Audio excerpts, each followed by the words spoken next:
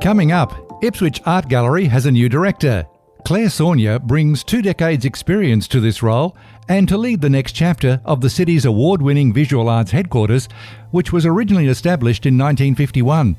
Hear Claire's take on the City of Ipswich collection, attracting new audiences, and what's currently on and coming soon to the gallery. It's Thursday, March 2, 2023, and I'm Alan Roebuck. Welcome to Ipswich Today, which acknowledges the traditional custodians of the land on which it is produced and pays respects to elders past, present and emerging. This podcast is supported by Kinetics, people-powered web hosting trusted by Australian businesses since 1999. The original Ipswich Art Gallery opened in the Old Town Hall foyer in March 1951. In 1980, it was moved a very short distance to St Paul's Young Men's Hall, now the Community Gallery space. The gallery itself was relaunched in 1999 to great fanfare and community support through the Ipswich Arts Foundation. The Old Town Hall was also saved from years of neglect. Since its inception in 1997, the Ipswich Arts Foundation Trust has raised nearly $9 million in support of the gallery. After many years, under the expert guidance of Michael Beckman, Ipswich Art Gallery has a new director in 2023. Claire Sourgnes has more than 20 years' experience across cultural roles in Berlin, Canberra and Brisbane. I visited the gallery this week. Thank you for speaking with Ipswich Today, Claire. Good morning. Since the 1999 relaunch of the gallery here in the former Town Hall, there's only been a handful of directors, so congratulations on your appointment. What attracted you to apply? Oh, I think that there are a couple of things that attracted me. Firstly, the gallery has such great standing, has a wonderful collection, an innovative program, but also Ipswich, it's a town where there is enormous opportunity and potential. It has an energy about it that really attracted me. On LinkedIn, you said you were excited to join Ipswich City Council to amplify how arts and culture's role as a powerful tool to learn and engage and involve. What do you specifically mean by that, and what ideas have you got stored away? Oh my goodness, it's a big one, isn't it? So arts and culture features in all our lives, and often we don't understand that it impacts us every day. From the music that we listen to the things we surround ourselves with, to the clothing that we choose to put on our backs, the jewellery that we choose, the shape of our glasses and our cars, all of it. It's very, very much omnipresent, and I think that what my main role is to start that conversation and to say, hey, these things are really important in our lives. These paintings move us. These songs speak to us. Art and culture is incredibly important. And in Australia, we need to step into that space, value it, own it, and remind everyone that it's for absolutely everybody.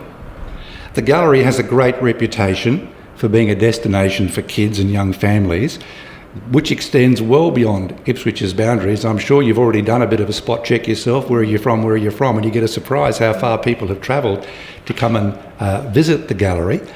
And there has been a series of successful programs, some running more than once, like Wind Tubes.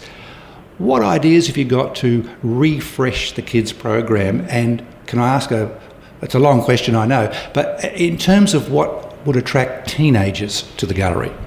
Okay, so that's a really good question. I think this is the tricky question. The 12 to 25 demographic is always a challenge for all art galleries. Like all people who know young adults, they're tricky creatures to get engaged. So I've got a couple of ideas with regards to the children's programming. Michael, my predecessor, started something really new and innovative with regards to the children's programming, the youth programming.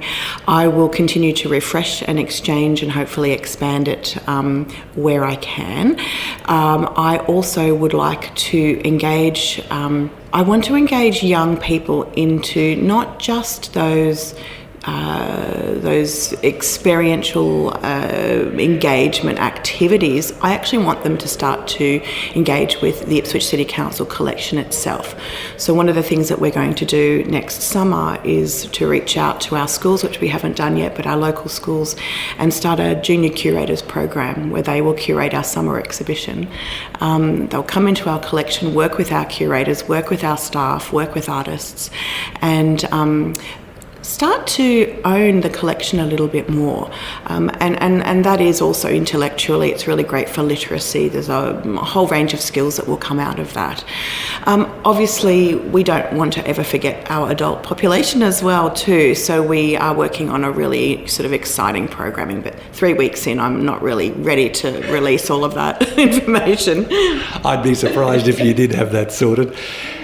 Talking more broadly then about attracting first-time visitors, what tactics or what ideas have you used elsewhere to do that? One of the things I've identified is the gallery could probably benefit from better digital engagement. So we will spend some time and energy firstly digitising our collection, getting it up on our website, making sure that our social media and online presence is engaging and inviting and engages with audiences. The thing is with user experience, it starts often at the computer. And so if we can get people hooked in and get them engaged at the level of the screen, it will mean that maybe that will drive them to jump into their car and drive out to Ipswich or hop on a bus or cycle to us. Yeah. I was very fortunate to attend the grand opening or the grand reopening of the gallery here in 1999. There was a strong emphasis on mining, rail, early industry and new technology like this thing called the internet. Now since then, the main town hall floor space has only had one major revamp. Have you any plans for that yet? I think there is scope to be ambitious about owning a children's art gallery, you know, maybe even owning the country's first standalone children's art gallery. And there is scope to really put into value and to invest in our infrastructure to articulate the depth of our collection, which I think the Ipswich City Council art collection is a bit of an unknown gem. How much is stored away that we don't see? Look, most galleries, I think the National Gallery of Australia, at one point it was 3% is exhibited, so 97% is stored away. We probably exhibit 15% of our collection at any given time. But you have to remember a collection like ours, which is a heritage collection as well as a contemporary art collection, is made up of lots of small components as well. So, you know, sometimes the numbers look large, but we have lots of, you know, smaller ceramic, utilitarian heritage pieces. We've got quilts. They can't all come out at the same time. Yeah. Well, the Ipswich Art Gallery being in the old town hall, it was a fantastic way to save this building because from memory it was not in a good shape before the idea was planted to renovate and extend out the back. So you've got the proper air-conditioned, humidity-controlled gallery for those very precious pieces. So you've kind of got 2 or 3 galleries in one here to deal with. We do. That's not so unusual. They all have very much a different feel, and there are, I mean, it's an incredibly beautiful building, but it comes with its own challenges. It comes with, heritage overlay where certain walls we can't use for obvious reasons.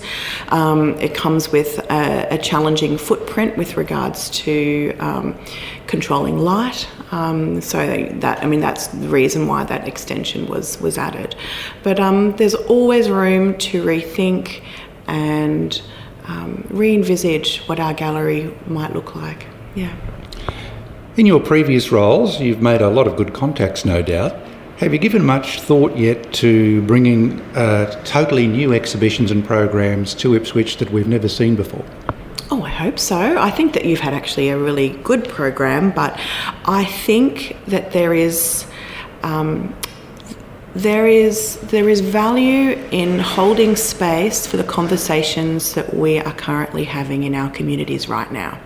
So I guess what I mean by that is I'm really interested in curating exhibitions around ideas that, you know, that are current and that are important to us as a community, because that's what galleries are. They're sites for conversation. Would an example of that be an exhibition around climate change? Absolutely. Most recently, Claire, you were CEO of Artisan. What is or was Artisan all about? Oh, Artisan's a wonderful organisation. Artisan came about, it was created in 1970 as the Craft Council of Queensland. So in the early 1970s, late 60s, the second wave craft movement, all those craft councils were created in each state, and we formed a network of what we now call the Australian Craft and Design Centre Network.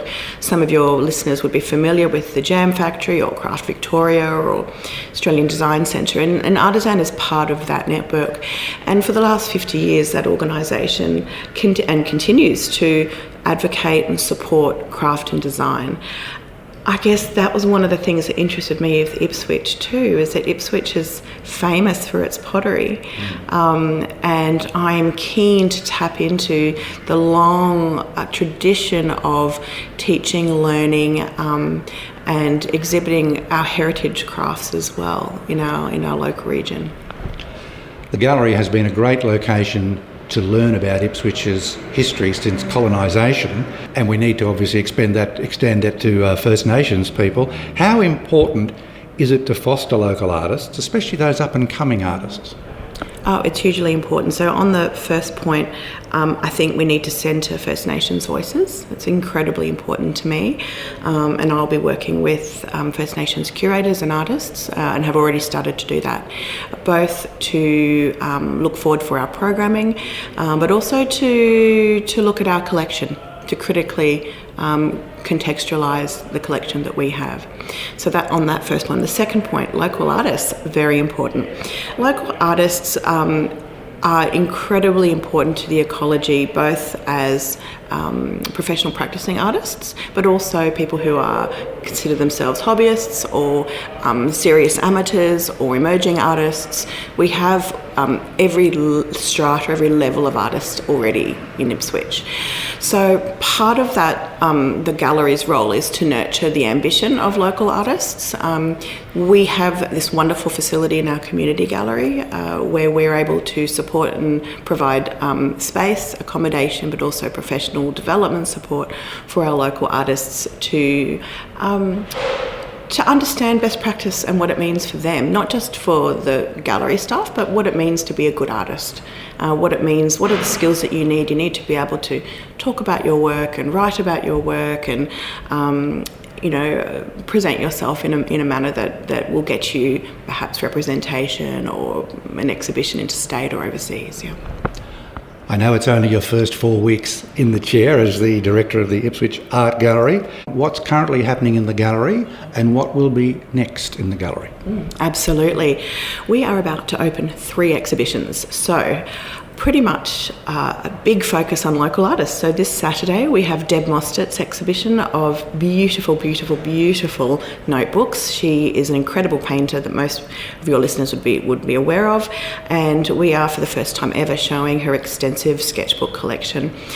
Next week, the following week on the 11th in the morning, we're opening another local artist's work, Jane Durand, which is a monumental installation of over 1,800 ceramic tiles. Truly magnificent work. And in the afternoon in our community gallery we're opening a group show called Entwine, and it's artists who work with fibre. Again, 3 really, really exciting exhibitions that highlight the depth, the diversity and the excitement of local creative practice. Following this exhibition, we have a very exciting show coming from the National Gallery of Australia called Rauschenberg and John's Significant Others, and it looks at these mid-century pop masters, but it specifically looks at the fact that they were in a relationship at a time where gay relationships were super taboo, and their creative partnership that they had was like an incredible frisson and super, super exciting. So that's the next show that we've got after the current shows that we're about to open. Yeah. Well, we'll look forward to seeing what other surprises and innovations you bring to the Ipswich Art Gallery. Welcome to Ipswich, Claire, and thank you for speaking with Ipswich Today. Thanks, Alan.